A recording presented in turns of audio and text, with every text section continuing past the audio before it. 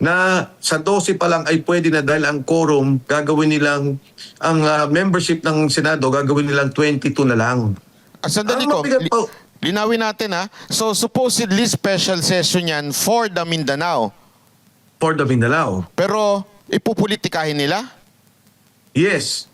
Yan po ang balitang nakuha natin. Ngayon, pagka po nangyari yung 22, di ba? Ang naging batayan nila, papalitan nila yung Senate leadership. Ang pangalawa nilang gagawin ay aarestuin ang mga senador na may mga kaso. Kasama na po dyan kami ni Senator Marcoleta kasi plunder yung kaso, ikukulong din si Senator Marcoleta. Pag napababa nila sa 18 ang membership ng Senado, kasi 18 na lang ang pwedeng pumasok, nakakulong na si Bongo, nakakulong si Joel Villanueva, nakakulong si Marcoleta, balita ko rin, si Robin Padilla, ikukulong din nila. So, ang mangyari po, magiging 18 na lang ang Senado. So, ang 2/3 doon ay 12. So, Kong, So, I'm sorry, Kong. So, ito, may kaugnayan pa rin ito sa impeachment ni BP Sara Duterte. Ano mangyayari? Kasi kailangan 16, di ba, bago ma-impeach si BP Sara Duterte. Paano? Pag naging 18 na lang sila, may pagbabago bang mangyayari doon? gusto nilang palabasin na 18 na lang ang total membership ng Senado. So, pagka 18 na lang, pag ikay nakakuha ng 12, pwede na yung 2/3. Pagka 18 na lang, at meron kang 2/3 ng Senado, pwede mo na rin pagpalitan ang saligang batas. So, ito yung kabuwang lumalabas na kwento. Tingnan po natin at tambayanan natin kung ano mangyayari. Pero linawin natin, wala namang lilipat from Cayetano Block to the BBM senators? Sa aking pagkakaalam, Banat, wala. Ang isang rason kung bakit hindi siguro nakumbinse yung mga senador, kung naalala ninyo, di ba yung kaso kay Senator Bong Revilla ay kaso lamang na itinuro siya ni Yusek Bernardo. At dahil doon, nakulong na siya. Yung tatlong kasama o yung tatlong nagturo, siya lang ang nakulong, si Senator Bong Revilla. Sa Kongreso, bumoto ang tatlo, si Congresswoman Lani at yung dalawang anak na Revilla para sa impeachment ni Inday Sara. Ito naman ay narinig ko lang. Ito naman ay sa pagkakadinig ko lang. Ang pangako daw ay pababayagan na mabigyan ng bail si Senator Bong Revilla. Ang nangyari, hindi nabigyan. Hanggang ngayon nakakulong. Kaya palagay ko, yung mga senador na nandyan, nakikita nila, ay mahirap pala to. Mabigat nakausap dahil yung pangako kay Bong Revilla, hindi naman natuloy. At may isa pang pangako ata na ako nadinig Pero ibubulong ko na lang sa inyo na hindi rin natupad. Na gagawin daw presiding officer ng impeachment yung bumaligtad. Ngayon, tila nag-announce na si Gatchalian daw ang magiging presiding officer. Sabihin, hindi na naman nila tinupad yung pangako nila. So parang nagkakaroon talaga ng pattern na puro pambubudol lang ang ginagawa.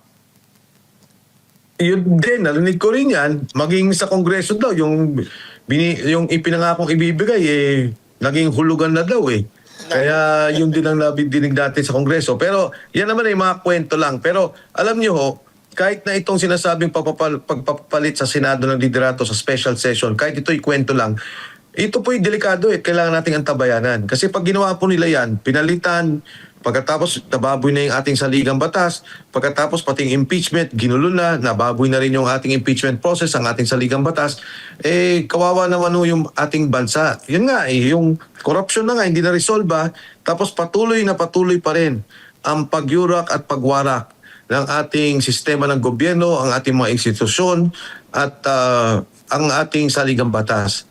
Patuloy nilang tinatakpan ng katotohanan. Yun ang dapat nating labanan. Kung Mike, di ba sila ngayon ay naka-lockdown? Tama po.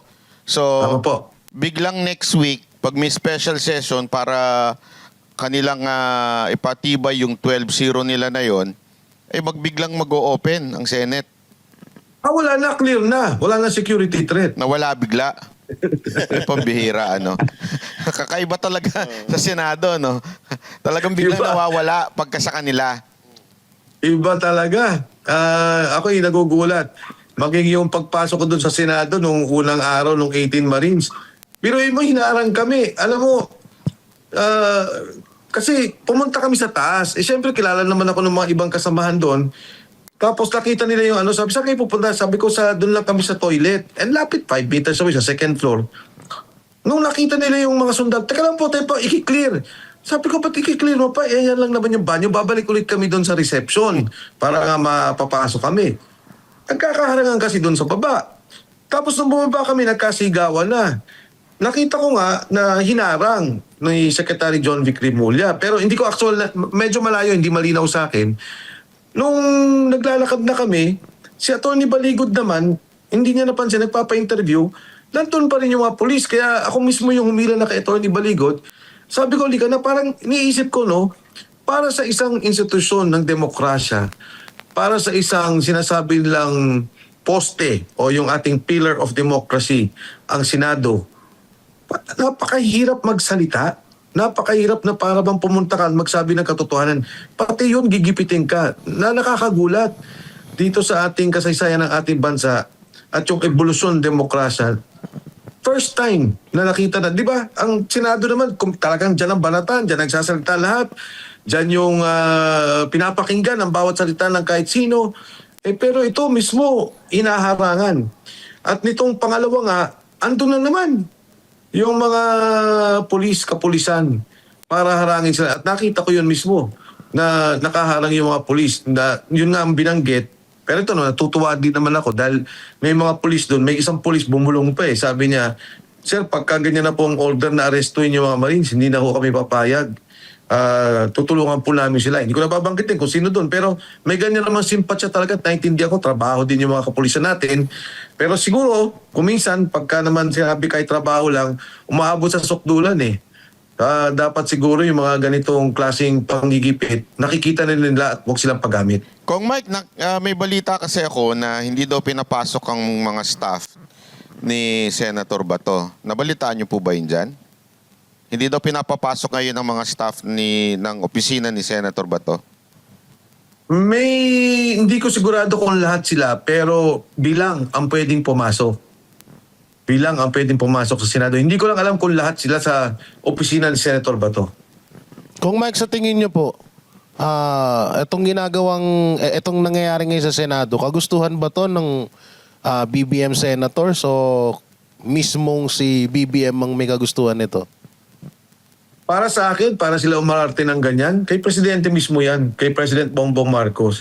Kasi nakita mo naman nung nagkaroon ng pagkakaroon ng pagpalit ng liderato, walang kagatol-gatol. Sinasabi lang, we recognize the Senate presidency or the leadership of Sherwin Gatchalian. Pagkatapos narinig may Kongreso, we recognize the leadership of Sherwin Gatchalian. Hindi ko makita kung saan nanggaling yung batayan na yon. Malinaw ang ating saligang batas, 13 senators. Diba? Maligaw ang sa ating saligang batas, ang rules ng Senate ng ating Senado, para ikaw magkaroon ng majority, 13. So babalikan ko muna yung quorum.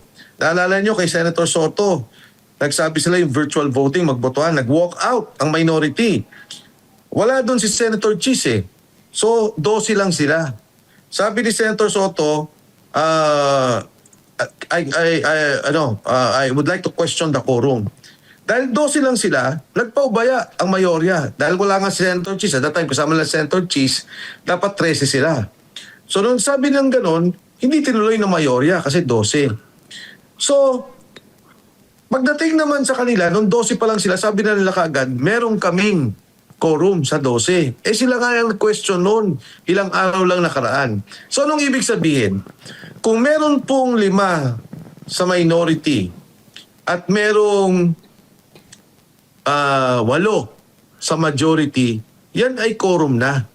Quorum na po yan. They can already conduct business because that is 13. Pwede na sila magpasa ng batas kung ano man kailangan nilang gawin. Pero para palitan ang Senate President at Speaker pro tempore, ang Sergeant at Arms, at saka ang Secretary of the Senate, kailangan nila 13 ang bumoto. So kahit na 13 tong nandito sa plenaryo, 8 at 5, hindi sila pwedeng magpalit ng mga opisyalis. Pero nakita nyo, ginawa nila, nagpalit sila ng Speaker Pro Temp, nagpalit sila ng SecGen, nagpalit sila ng Secretary of the Senate. So, talagang mali. Kahit saan ko tingnan. Yun lang, hindi ko na kailangan magpalalim pa sa batas. Yun lang rules ng Senado at yung rules ng ating yung ating konstitusyon at yung rules ng Senado, klaro na. Ang quorum is 13. So sa madaling salita kong, ngayon, ang dapat kilalaning Senate President is si Senator Cayetano pa rin. Pero Senator Cayetano. pero bakit kanina po parang yung trabaho, yung pirma ni Senator Cayetano, katulad halimbawa doon sa mga sweldo ng empleyado, si Senator Gatchalian ang pupirma. Valid po ba yun? Hindi pa yun. Etong ginawa nila ngayon na sinara ang Senado, yung pagpasok pa lang namin, sinara ng Sergeant at Arms, illegal po lahat yun. Dahil yung po lahat ay dapat nasa ilalim ng liderato ni Senate President Alan Peter Cayetano. Yung sinabi